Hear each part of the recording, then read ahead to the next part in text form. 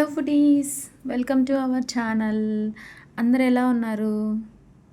I hope అందరు బాగున్నారని అనుకుంటున్నా. ఇక్కడ నేనైతే kheer, chicken biryani and mutton curry. So first అయితే కీర్ ఎలా చేసాలో చూపిస్తాను. ఇక్కడ నేనైతే 2 or 3 టేబుల్ స్పూన్ గీ తీసుకోవచ్చు. గీ తీసుకొని గీ కొంచెం మెల్ట్ అయిన తర్వాత దాంట్లో మనకు కావాల్సిన డ్రై ఫ్రూట్స్ అన్నీ, కాజు, బాదం, కిస్మిస్, పంకిన్ సీడ్స్, వాల్నట్స్, పిస్తా హౌస్, డ్రై కోకోనట్, ఇవన్నీ కూడా, లేదంటే మనకున్న ఏదైనా కానీ డ్రై ఫ్రూట్స్ వేసుకోవచ్చు. కానీ నేను ఇది కొంచెం అరబిక్ స్టైల్లో ట్రై చేద్దామని చెప్పి డ్రై ఫ్రూట్స్ అన్నీ తీసేసుకున్నాను. అవన్నీ నేతిలో ఫ్రై చేసుకొని పక్కన పెట్టేసుకున్నాను. తర్వాత సేవియా, ఇది సన్న సేమియా అంటారు, లేదా డైరెక్ట్ సేమియా అయినా వేసుకోవచ్చు.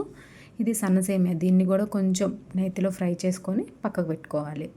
సో పక్కకు పెట్టుకున్న తర్వాత అదే గిన్నెలోకి 1 లీటర్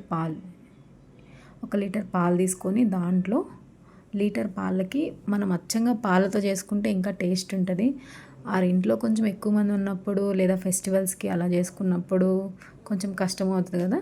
సో నేను ఇక్కడ లీటర్ పాలకి 1/2 లీటర్ వాటర్ అయితే తీసుకున్నాను. బాగా పాలంతా తెరిలిన తర్వాత మనం ముందుగా ఫ్రై చేసి పక్కన పెట్టుకున్న ఆ సేమియా అనేది కూడా యాడ్ చేసుకోవాలి. అది సన్నగా ఉంటుంది కాబట్టి చాలా త్వరగా కుక్ అయిపోతుంది. అది వేసిన తర్వాత మన టేస్ట్కి సరిపడా షుగర్ తీసుకొని అండ్ అలాగే కొంచెం ఇలాచీ పౌడర్ లేదా ఇలాచీ ఉన్నా అవి దంచేసి వేసుకోవచ్చు. ఇవన్నీ వేసి ఆ సేమియా కూడా ఉడికిన తర్వాత ఫైనల్గా మనం ముందుగా ఫ్రై చేసి పక్కన పెట్టుకున్న డ్రై ఫ్రూట్స్ అనేవి యాడ్ చేసుకోవాలి. అంతేనండి, చాలా సింపుల్ అండ్ టేస్టీ అయిన ఖీర్ అయితే రెడీ అయిపోయింది. టేస్ట్ అయితే చాలా బాగుంది. మనకి ఇదే కన్సిస్టెన్సీ వేడి ఆరిపోయిన తర్వాత దగ్గరకు అవుతుంది కదా, అలా ఏం అవ్వకుండా పర్ఫెక్ట్గా ఉంటుంది. చాలా బాగా వచ్చింది. అండ్ నెక్స్ట్ ఐటెం వచ్చేసరికి చికెన్ బిర్యానీ అంటేనే ప్రతి ఒక్కరికి నోట్లో నీళ్ళు వచ్చేస్తాయి కదా. సో అంత మంచి బిర్యానీ ఎలా చేసుకోవాలో నేను చెప్తాను. ఇక్కడ నేనైతే ఎంత క్వాంటిటీ రైస్ తీసుకున్నానో అదే క్వాంటిటీ చికెన్ తీసుకున్నాను. అప్పుడే మనకి తినేటప్పుడు ఏ కర్రీ లేకపోయినా కానీ ఉత్త రైస్తో అయినా కానీ పర్ఫెక్ట్గా ఉంటుంది. సో నేను ఇక్కడైతే 1 కేజీన్నర బాస్మతి రైస్ తీసుకొని నీట్గా కడిగేసి పక్కన పెట్టేసుకున్నా. ఈలోపు చికెన్ కూడా నీట్గా, దీనికి పీసెస్ కట్ చేసించే విధానం వేరుగా ఉంటుంది. మనకి కర్రీకి ఒకలాగా ఉంటుంది, బిర్యానీకి ఒకలాగా ఉంటుంది. యాక్చువల్లీ నేను దమ్ బిర్యానీ చేద్దామని అనుకున్నాను, కానీ టైం లేదు. దట్టు మాది 2 బర్నర్స్ అవ్వటం వల్ల లేట్ అయిపోతుంది ఇవన్నీ చేయాలి అని చెప్పేసి మళ్ళీ నేను జస్ట్ నార్మల్గా చికెన్ బిర్యానీ చేశాను, దమ్ చేయకుండా. సో మనం దమ్ చేయడానికైనా బిర్యానీలోకైనా కొంచెం పెద్ద పెద్ద పీసెస్ ఉంటేనే మంచిగా ఉంటుంది. సో లెగ్ పీసులు అవన్నీ మొత్తం అయితే తీసుకున్నాను పెద్ద సైజువి. దాంట్లో కొంచెం ఉప్పు అండ్ అలాగే పసుపు వేసేసి నీట్గా కడిగేసి పక్కన పెట్టుకున్నా. కడిగేసిన తర్వాత దాంట్లో కారం, పసుపు, ఉప్పు, ధనియా పౌడర్, అల్లం వెల్లుల్లి paste, garam masala, curd, lemon, fried onions, ఇవన్నీ కూడా నేను మెన్షన్ చేశాను. అవన్నీ నేను చెప్పిన మెజర్మెంట్స్తో మీరు వేసుకోండి. సో అన్నీ వేసుకున్న తర్వాత ఫైనల్గా మొత్తం ఒకసారి నీట్గా కలిపేసుకొని ప్రతి ముక్కకి పట్టేలాగా, మధ్యలో పీసెస్కి కావాలంటే మనం కట్ చేసుకొని ప్రతి పీసెస్కి మంచిగా పట్టేలాగా మ్యారినేట్ చేసుకొని ఒక 30 minutes అయితే పక్కన పెట్టుకోవాలి. సో ఈలోపు ఒక పెద్ద హండీ టైప్, అంటే బిర్యానీ కావాలంటే కొంచెం మనం పెద్ద గిన్నె తీసుకుంటేనే మంచిగా ఉంటుంది. సో ఆ గిన్నెలో 3 టేబుల్ స్పూన్ గీ తీసుకున్నాం, మనం తీసుకునే రైస్ని బట్టి. సో నాకు రైస్ ఎక్కువ ఉంది కాబట్టి కొంచెం గీ, కొంచెం ఆయిల్ అయితే తీసుకున్నాను.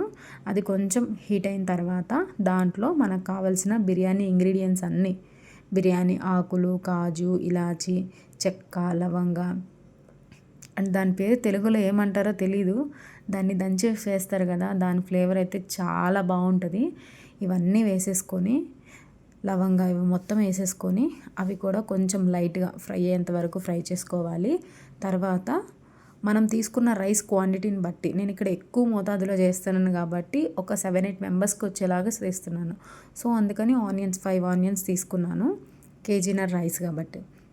తర్వాత ఆనియన్స్ కూడా లైట్ బ్రౌన్ కలర్ వచ్చిన తర్వాత 5 మిర్చి, అది కూడా మొత్తం కలర్ చేంజ్ అయిన తర్వాత ginger garlic paste 1.5 tablespoon వేసుకున్నాను. అది కూడా పచ్చివాసన పోయేంత వరకు ఫ్రై చేసుకోవాలి. తర్వాత ముందుగా మ్యారినేట్ చేసి పక్కన పెట్టుకున్న చికెన్ అనేది యాడ్ చేసుకోవాలి.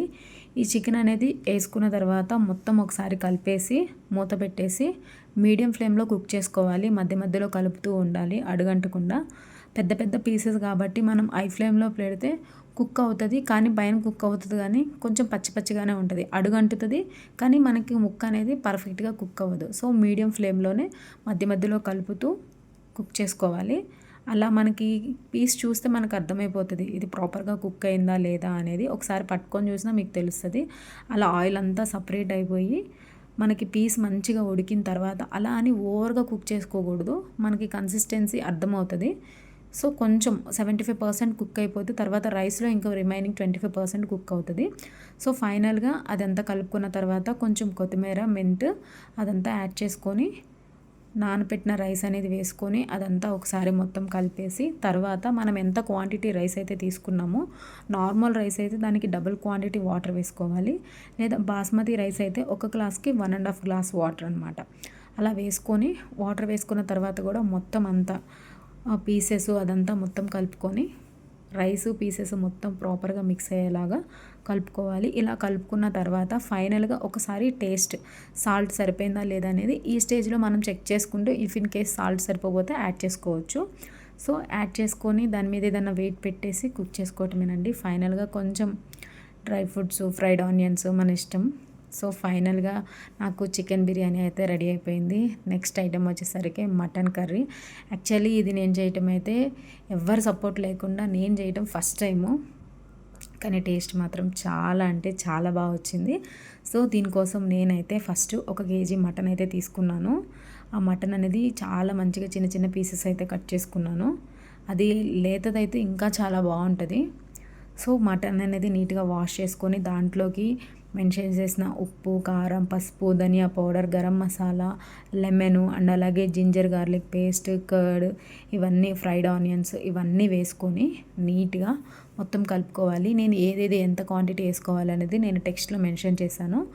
ఆ ప్రకారం మీరు వేసుకొని మ్యారినేట్ చేసేసి ఇది కూడా ఒక 30 మినిట్స్ పక్కన అనేది పెట్టుకోండి. తర్వాత ఇది మామూలుగా ఒక డేక్షా అలాంటి వాటిల్లో కన్నా కుక్కర్లో అయితేనే మనకి పర్ఫెక్ట్గా కుక్ అవుతుంది. సో కుక్కర్లో అయితే బెటర్. కుక్కర్ తీసుకొని దాంట్లో కొంచెం ఆయిల్ వేసుకొని మనకు కావాల్సిన చెక్క, లవంగ, ఇలాచి ఇవైతే యాడ్ చేసుకొని తర్వాత ఆనియన్స్, మిర్చి ఇది కూడా లైట్ బ్రౌన్ కలర్ వచ్చేంత వరకు ఫ్రై చేసుకోవాలి. దాని తర్వాత కొంచెం అల్లం వెల్లుల్లి పేస్ట్ అది కూడా పచ్చివాసన పోయేంత వరకు ఫ్రై చేసుకున్న తర్వాత మనం ముందుగా మ్యారినేట్ చేసి పక్కన పెట్టుకున్న మటన్ అనేది యాడ్ చేసుకోవాలి. ఆ మటన్ అనేది యాడ్ చేసుకున్న తర్వాత ఒక 2 to 5 మినిట్స్ మనకి హై ఫ్లేమ్లో కుక్ చేసుకుంటే దాంట్లో ఉన్న వాటర్ అంతా వచ్చేస్తుంది. దాని తర్వాత టమాటో కూడా యాడ్ చేసుకొని మనకి మటన్ అనేది ఫ్రై కన్నా కానీ కర్రీ అయితేనే మనకి మంచి టేస్ట్ అయితే ఉంటుంది. సో కొంచెం టమాటోస్ కొంచెం కుక్ అయ్యి దాంట్లో ఉన్న వాటర్ అంతా వచ్చేసిన తర్వాత టమాటోస్ అయితే యాడ్ చేసుకున్నాను. ఇక్కడ కేజీ మటన్ తీసుకున్నాను కాబట్టి ఒక 1/2 కిలో టమాటోస్ అయితే వేసుకున్నాను.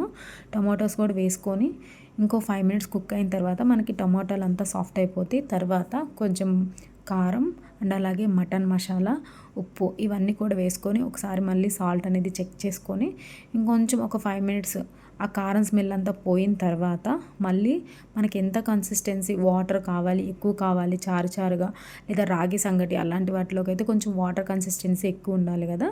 సో అలా చూసుకొని వాటర్ ఎంత కావాలి అనేది వేసుకోవాలి. నేను ఇక్కడైతే 2 గ్లాసులు వాటర్ అయితే వేసుకున్నాను.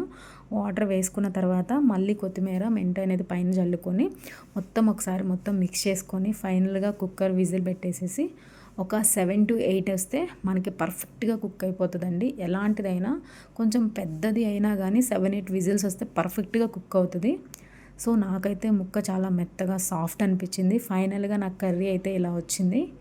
సో చూస్తుంటేనే నోరూరిపోతుంది, చాలా బాగుంది. మీరు ఒకసారి ఈ స్టైల్లో ఒకసారి ట్రై చేయండి. ఐ హోప్ ఈ వీడియో మీకు నచ్చుతుందని అనుకుంటున్నాను. Thanks for watching. Please subscribe, like, share, comment. Thank you.